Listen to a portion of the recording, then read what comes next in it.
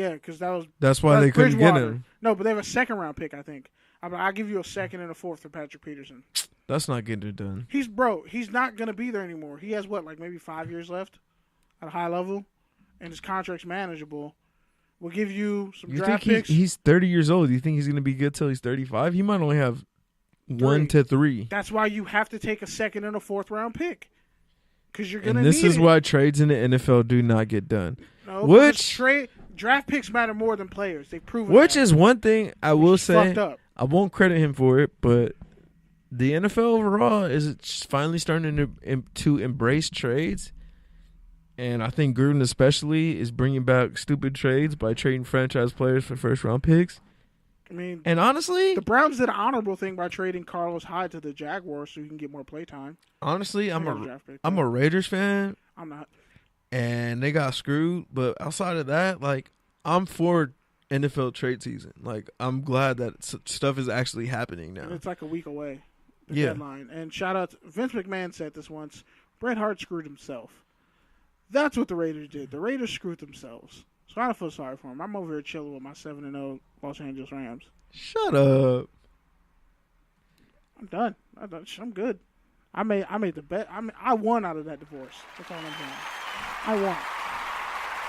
Also, and my fantasy team came through. Nobody cares about your fantasy team. My PPR league for a block punt. Nobody cares about your fantasy team. Shout out to Corey Littleton, who's going to get paid soon. Nobody cares about your football team. Your fake football team. Your fantasy football team. The touchdowns and tangents. No one cares about your Madden franchise team.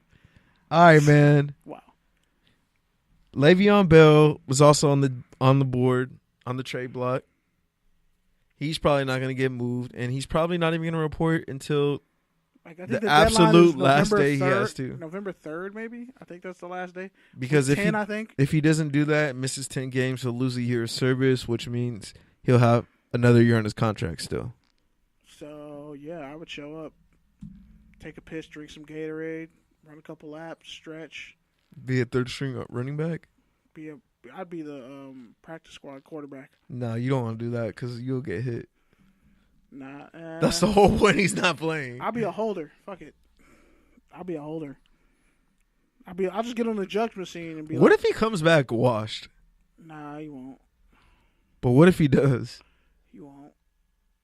What if he does? Then the rust will come off. They'll sell him. They'll get rid of him. And he just finesses a $5 million contract out of a new team, and it's just ass. He's earned his money. If he doesn't play for the Steelers ever again, he's earned the right to be paid.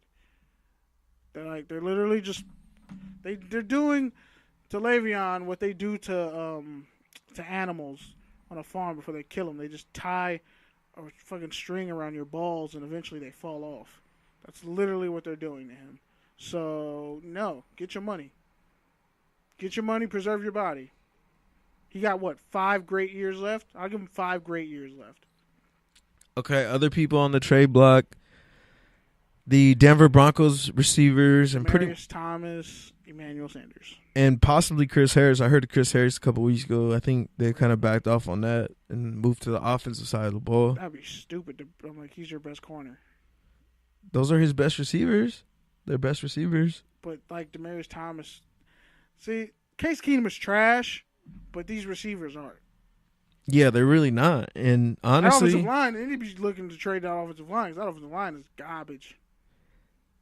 Honestly, Blake Bortles might not be bad in Denver. Because he actually has the arm strength to get the ball to them and stretch the field. What do they have to offer Denver? Because Chad Kelly got released. But we'll talk about that later. I don't know.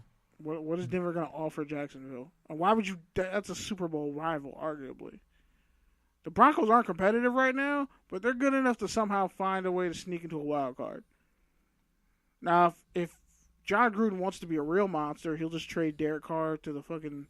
Broncos for 2 firsts and a second. I'll be so pissed. 2 firsts and a second, He'll never get forgiven if he trades him to the Donkeys. Or he might just fucking draft a fullback. Shout out to Bruce.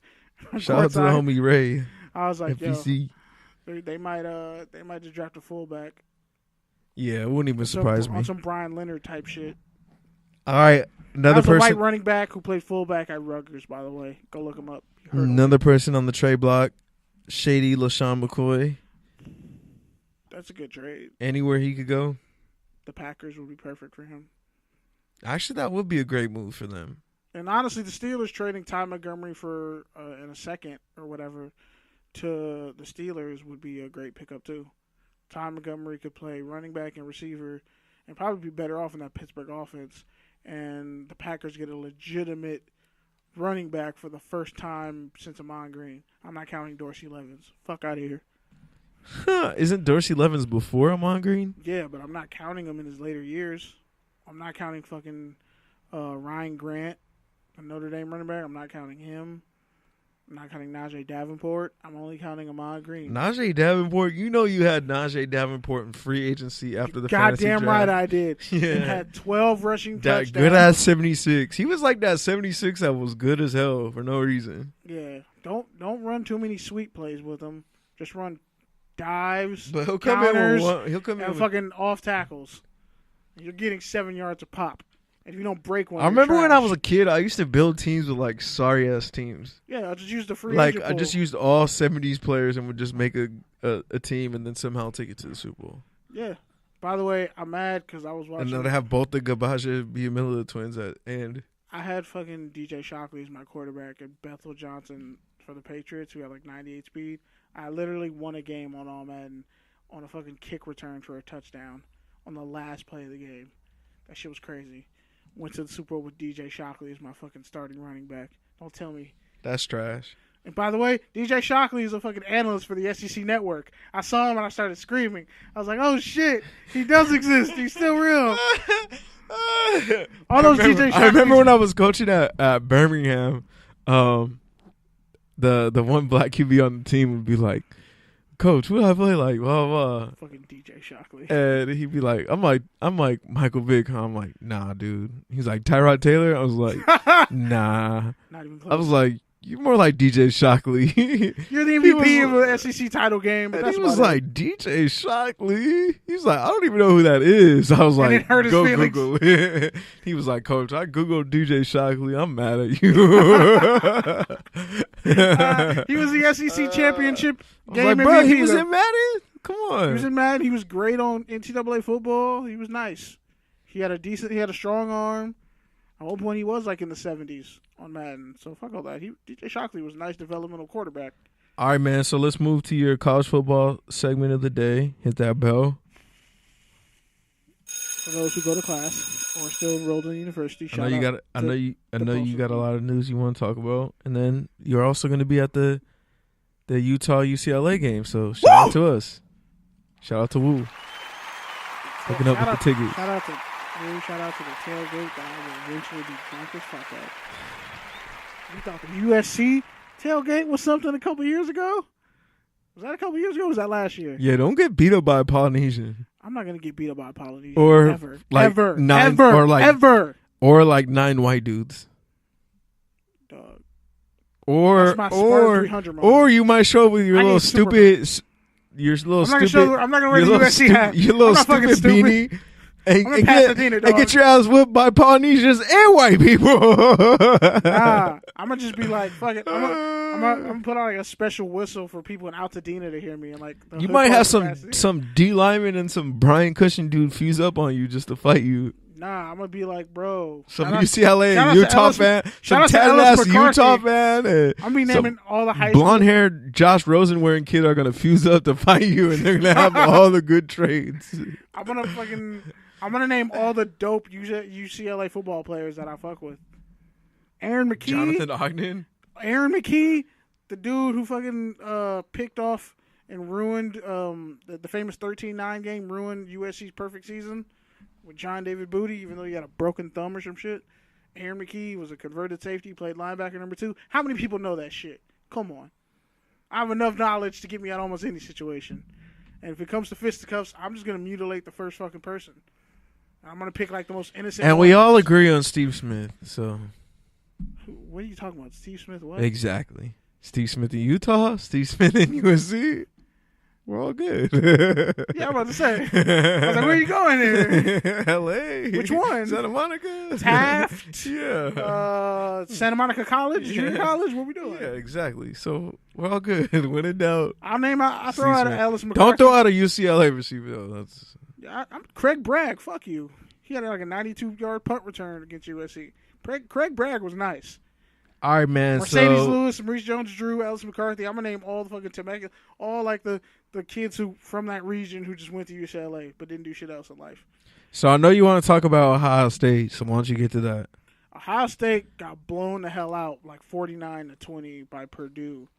Apparently, Purdue don't play that shit, so don't come up in their house doing that shit. But nah, they boiled oil. They're boiling. To the intern that made up that Sports Center highlight I saw this week. Wait, that was actually a thing? Yeah. TV? Yeah. I know I'm better than so many people in these jobs. I'm better than so many of these people. It's disgusting. Yeah, well, they have degrees and white networks. I lost it. Moment of truth. I stand corrected. Nah, fuck all that. But nah, yeah. Man, LSU, highly ranked. West Virginia, I called it 2 weeks ago. They lost to Iowa State. They were ranked 6th in the country. They're done. So pretty much, Kentucky's ranked 12th, even though they lost to Texas A&M. I think Texas A&M is ranked. It just really comes. It's coming down to the SEC. The Pac-12 is totally fucked. It's just a dumpster fire, a fuckeration, holleration, and his dancery. But yeah, I don't remember how that Mary J. Blige song goes, but I know someone's gonna kill me later for getting it wrong. But anyway, Pac-12's totally out of it. You got Utah, who's never won a Pac-12 title, never been to a Pac-12 game. This looks like their year after they beat the shit out of USC, and they're ranked. Utah loves black quarterbacks who like aren't really super mobile and athletic, but like have good passing skills. So shout out to Utah and their recruitment of more black QBs. Shout out to Brian, the quarterback that they had that beat Alabama, like beat the dog shit. I think it was Brian Johnson or something like that. Shout out to him. But mostly you got Alabama. Devin White, the linebacker for LSU, and first-round pick, who the Raiders should definitely draft, but for some reason they don't like LSU defensive players. I don't know why. Arden Key was like their first guy in forever, but they passed on Tre'Davious White, who's pretty much been a top 10 corner since he came to the league, and was still on the board. Joe Barksdale. Fuck Joe Barksdale. I'm talking about their tackle. Defensive players. Their tackle they drafted? The one that moved to guard and then cut for no reason? And then moved to tackle and is They just cut him, not Denver Kirkland, the other one. No, not Denver Kirkland. The dude who failed a drug test. He got suspended for like 4 games. What's his name? Oselli? No. Google it. But yeah. He was nice. He had potential. But, yeah, LSU, they have their quarterback, which means they're a national title contender because that defense is great. But against Mississippi State, Nick Fitzgerald, who just broke Tim Tebow's record for rushing touchdowns for a quarterback. Yeah, I know. Shocking. But Devin White got suspended targeting call, which it was a stupid-ass call. That's why I don't like those targeting penalties in college till this day.